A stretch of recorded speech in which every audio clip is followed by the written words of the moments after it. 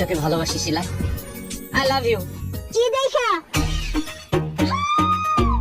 কি দেখে মানে? যাকে ভালোবাসেন কি দেখা ভালোবাসেন? আশ্চর্য, আমি তাকে কি দেখে ভালোবাসি সেটা আপনাকে বলবো কেন? আপনি কে? আমাকেই বলতে হবে, কারণ তুমি যাকে ভালোবাসো আমি তার মা। সরি আন্টি, আমি না আপনাকে চিনতে পারি না। আসসালামু আলাইকুম, আপনি ভালো আছেন? ওয়ালাইকুম আসসালাম, আমি ভালো আছি। এবার তুমি বলো, তুমি তাকে কি দেখে ভালোবাসো? ইয়ে মানে আন্টি, শিলা অনেক সুন্দর তো, তাই আমি ওকে ভালোবাসি। তুমি তার সুন্দরী বলতেছো? হাই হাই, সে তো একটা তাল গাছের মতো লম্বা বান্দরী।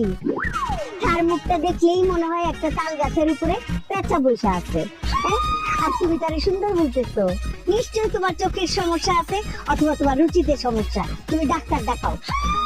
এই সকালবেলা তুই দাঁত না মাজা ভার্সিটিতে আসছস কেন? হ্যাঁ, আজকে 3-4 দিন ধরে তুই দাঁত মাজস না।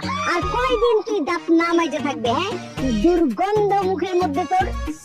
সি শিলা, তুমি 3-4 দিন দাঁত ব্রাশ করো না? আর মানে তো কথা বলতেছে, আমি সকাল ব্রাশ করে আসা দাঁত ফলাই দেবো। সকালে ব্রাশ করে আসছি না? আরে আমি ওর ব্রাশে টুথপেস্ট লাগিয়ে বেসিনে রেখে আসছি। সেই ব্রাশ টুথপেস্ট ওইভাবে পড়ে আছে। তুই দাঁত মাজস নাই ভালো কথা, তুই গোসল না কইরা ভার্সিটিতে আসছস কিভাবে? কি বলেন আন্টি, ও গোসলও করে না? শুধুমাত্র গোসল?